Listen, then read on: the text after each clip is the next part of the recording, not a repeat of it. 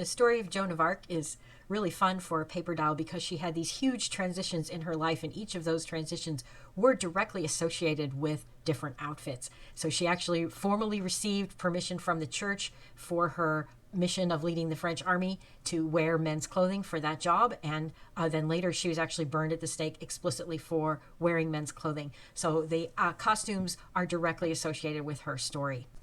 This year's paper doll features 2 outfits, complete with the accessories of the task she was doing at the time she wore these outfits. So we have her traditional Domrémy dress and her full suit of armor.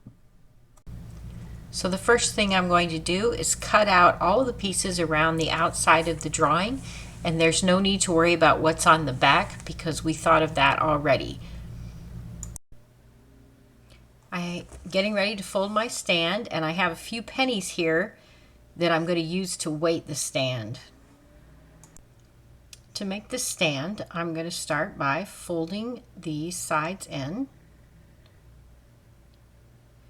I'm going to work very carefully on making these creases straight. You have to work a little bit to crease the cardstock, but it holds good once you crease it. Next, I'm going to fold the pointed bottom flaps underneath the square bottom flap. Again, I'm going to crease it carefully and straight. And then I'm going to use a piece of regular Scotch tape and wrap it around across the points on the bottom and over the edge and inside the stand. Next, I'm going to take some double stick tape, and you could use regular Scotch tape for this, or you could probably use glue for this, but I thought it'd be easiest to use double stick, so I'm doing a piece of double stick tape and I'm wrapping it on both sides of a penny, and then I'm sticking that penny inside the bottom of the stand to weight it. 1 penny will do some good. I'm going to go ahead and add a couple more pennies in a stack here to provide a nice heavy weight for the bottom of the stand, wrapping each penny in double stick tape. Now I'm going to make the piece that will help the paper doll stay on the stand. So I'm going to take this little tab, which I cut out from the front. I'm going to turn the doll over, and I'm going to put tape across this little tab, only across the top of the tab, leaving the bottom of the tab free like a flap. And that free bottom is what's going to hook over the top of the stand. This is the way Joan's hometown, the town of Domrémy, France, looks today. You can still see the church that Joan attended as a child, and you can still see her house. It's now a museum site dedicated to Joan. Very distinctive architecture. The low ceilings, a window that she might have looked out of. And they even still raise sheep there. So here's the pasture. They still wear the traditional Domrémy dress of the red skirt and the black vest. Young girls wear those for festivals commemorating Joan today, and they call them Jeannettes or Little Joans. So each of her outfits has green lines where you can make a slit around her hands so that you can have her hold something. So her Domrémy outfit, cut along the line right there. I make 2 little cuts, and then I pull out the little gap between them so that you end up with a slot about 1/16 of an inch thick. So I'm going to cut out this piece right here, which is her hat with her long hair attached. That way we can take her long hair on and off, because the moment when she cut her hair was an important part of her story. So I'm going to cut this out by clipping the straight lines here at the top around the hat, and that is going to allow me to fold these tabs over and make a close fitting curve that will fit around the top of her head. Then I'm cutting up the green line through the middle of the back of her hair, and then I cut around. And notice by her hat, I go all the way down to the edge, bottom edge of the hat, and then I cut out the space for her face. I'm basically going right around the edge of the hat, and then I have this one little cutout here.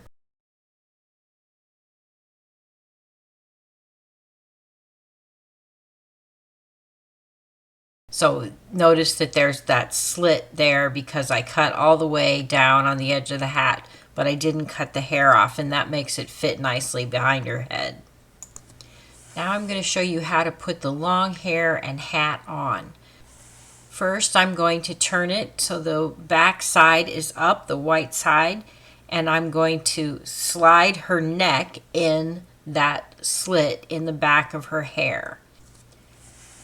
Then I'm going to turn it and bring it up so that the front side of the hat is showing on the front side of her body, and her long hair stays behind her head and goes down her back.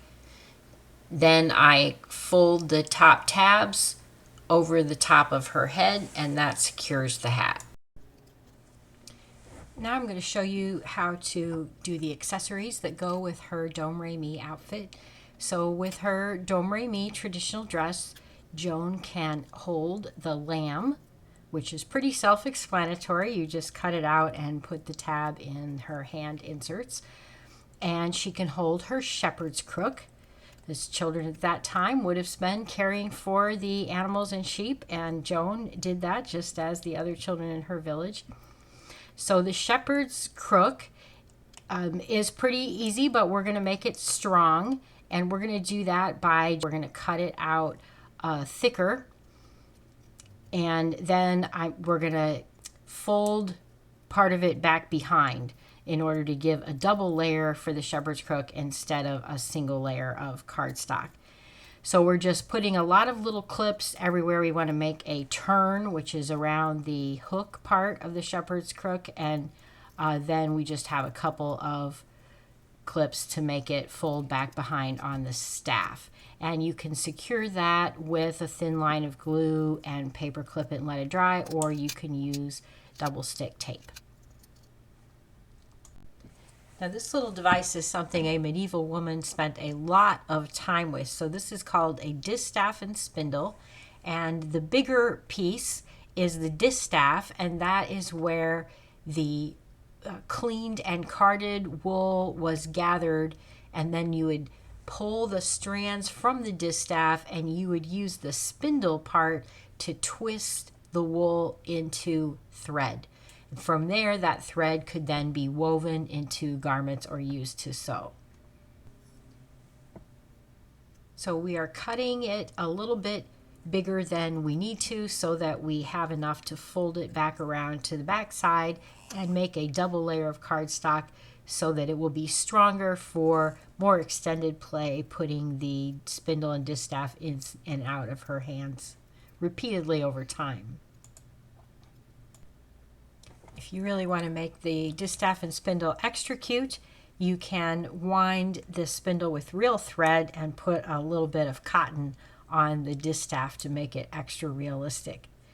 I highly recommend checking out the video linked in the description if you want to see what a real spindle and distaff look like when someone is actually making thread.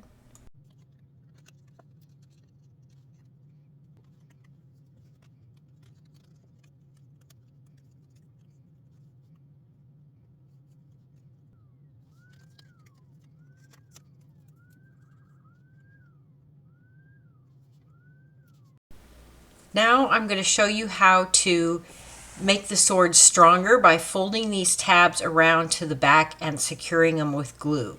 So I've already cut out around the sword, but now I'm going to cut a little diagonal wherever I need to turn the cardstock. So there's those lines already drawn for you, and I'm making a little extra one here where the sword kind of angles it just a little bit. And that's going to make it easier to make any kind of turn. Now that I've cut it, I'm going to start folding it, and I'm going to be folding the white around to the back, and I'm going to do that from the front side so that I can see exactly along the edge of the blade, and I'm going to crease this cardstock right along the edge of the sword blade very neatly. And I'm really working on making a good, clean, sharp crease there. And then after I have finished creasing it, I'm going to put a thin line of glue.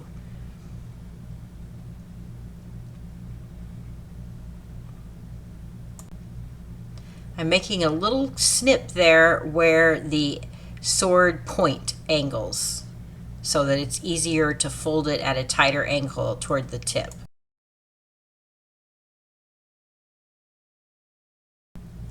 Now I'm going to continue on to the hilt, and I'm just continuing to fold all of those extra white pieces around to the back side of the sword, going from the front side so I can make a nice crease right along the edge of the sword image.